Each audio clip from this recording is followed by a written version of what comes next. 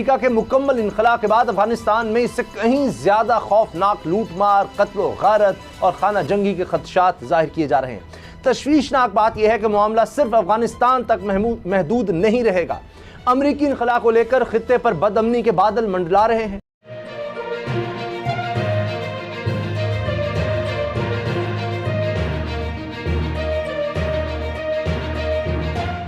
इतनी जल्दी अमेरिका ने अफगानिस्तान पर चढ़ाई की थी, उससे भी ज्यादा तेजी से अब वहां से भाग रहा है।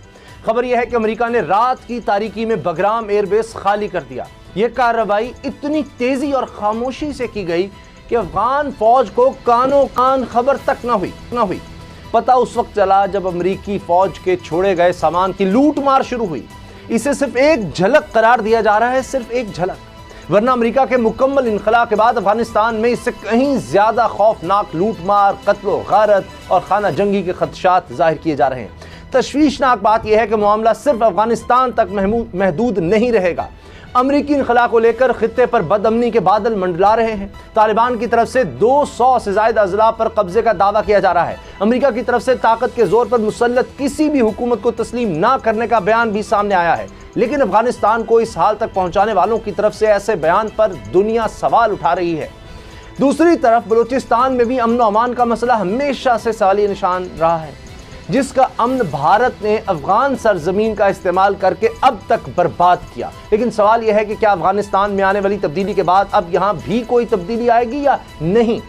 वज़ीर आज़म इमरान खान कहते हैं कि वो बलूचिस्तान में अमन और अमान के लिए शरपसंदों के साथ भी बातचीत को तैयार है।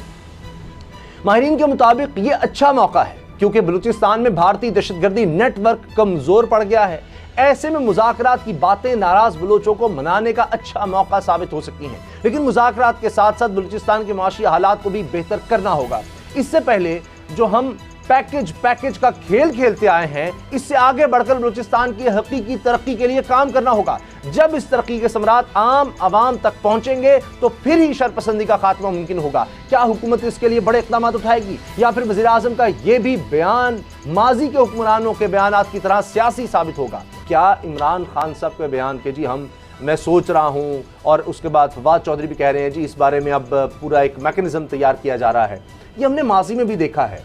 कभी इनसे बातचीत की जाती है, फिर नाराज़ बलोच कहें या दहशतगर्द कहें, फिर टर्म बदलनी पड़ती है। पहले ये दहशतगर्द हैं, फिर इसके बाद उनको कहा जाता है जी ये नाराज़ बलोच हैं। तो किस तरह से इनसे बातचीत का आगाज़ होगा और क्या ये सूदमंद भी होगा? देखिए, अगर आप माजी में जाएं तो अभी रिसेंट पास्ट की बात करें तो नून लीग के दौर के अंदर आपने देखा जब वज़ीर आला सनाउल्लाह ज़हरी साहब थे, और उससे पहले भी जो एक वज़ीर, क्या नाम था उनका, अब्दुल मालिक नहीं, वो जो वज़ीर वहाँ पे दाखिला थे, बुगटी साहब, सरफराज बुगटी साहब, उन्होंने भी काफ़ी ऐसे लोग जो नाराज बलोच का जिनको नाम दिया गया, पहाड़ों से नीचे उनको लाए और उन्होंने हथियार जो है अपने फेंके और वो कौमी धारे के अंदर शामिल हुए। अब इमरान खान साहब, कतई कलामी माफ़ी, आर्मी चीफ का भी बयान सामने आया है। वो भी कह रहे हैं कि समाजी इक़्तिसादी तरक्की का अमल तेज़ करना होगा, बलूचिस्तान में देर पा इस्तेहकाम की तरफ बढ़ना होगा। GHQ में 7वीं नेशनल वर्कशॉप के से उन्होंने ये बात की है। ISPR इस बारे में आगाह कर रहा है। वर्कशॉप का मकसद मुस्तक़बिल क़ियादत बलूचिस्तान से मुतालिक बेहतर आगाही फराहम करना है। तो ये एक सोच नज़र आ रही है सिविल मिलिट्री लीडरशिप में, क्योंकि जाहिर है कि वहाँ के अमन अमान से अब जुड़ा हुआ है सारा मामला, और आर्मी का बड़ा रोल है, बड़ी शहादतें भी हैं। अब पहले से ज़्यादा वहाँ पे मामला जो है हसासियत है। पहले मामला था पाकिस्तान से रिलेटेड, बलूचिस्तान के जो मामला थे, जो अंदरूनी खलफशार था, वहाँ पे जो अलहदगी की तारीख जो चल रही थी, या जो नाराज़ या BLA या जो BRA वहाँ पे काम कर रहे थे, जो दहशतगर्दी हो रही थी, इंडिया भी स्पॉन्सर कर रहा था, सारी चीज़ें, उसको तो पाकिस्तान जो है उसको निपट रहा था, पाकिस्तान उसका विक्टिम बन रहा था। अब जब CPEC आया है तो इस हवाले से अगर इस तरह की एक्टिविटीज़ होती है तो उसमें चाइना जो है वो भी बराह रास्त पाकिस्तान के ऊपर असरअंदाज होगा, और चाइना भी इसका विक्टिम यकीनन CPEC की वजह से बनेगा। तो इसलिए पाकिस्तान चाहता है कि ये जो बलूचिस्तान के अंदर जो बदअमनी है या खलफशार है, हमेशा के लिए उसको कला कमा किया जाए। और इसके लिए यकीनी बात है कि वहाँ पे जंग नहीं की जा सकती, कोई इस तरह के हालात नहीं पैदा करें। वहाँ पे इस्तेहकाम होगा, स्टेबिलिटी होगी, जब पहाड़ों के ऊपर बलूच नाराज जिनको BRA या BLA जो है वो, और अफ़गानिस्तान के ज़रिए जो भारत का अमलदारी है, वो सारी ख़त्म एक ही सूरत में होगी कि जब वहाँ पे बलूच जो नाराज़ हैं उनको इस कौमी इदारे के अंदर शामिल किया जाएगा, उनको रोज़गार दिए जाएंगे, उनको जॉब्स के अंदर उनको लाया जाएगा, तालीम के अंदर उनको लाया जाएगा और खुशहाली के इस सफ़र के अंदर उनको अपना ऑन बोर्ड किया जाएगा।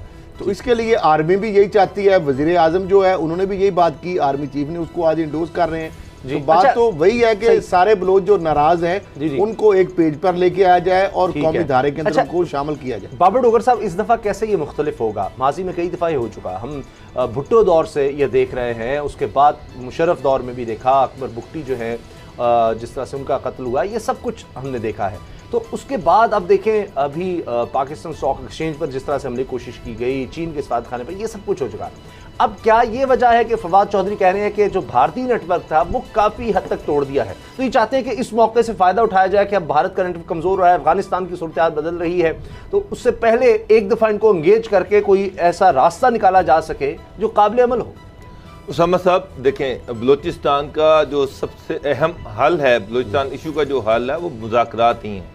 नाराज़ जो बलोच हैं उनको कौमी धारे में लाया जाए, कौमी सियासत में लाया जाए, लेकिन ये कहना बड़ा आसान है, करना बड़ा मुश्किल है। तो मैं तो मेरी जो है कि वो ये है कि गवर्नमेंट जो भी कमिटमेंट करे, मुज़ाकरात के ज़रिए ये मसला हल होना है। बलूचिस्तान की सूरत हाल बड़ी सेंसिटिव है, गवर्नमेंट को इसकी सेंसिटिविटी का पता है।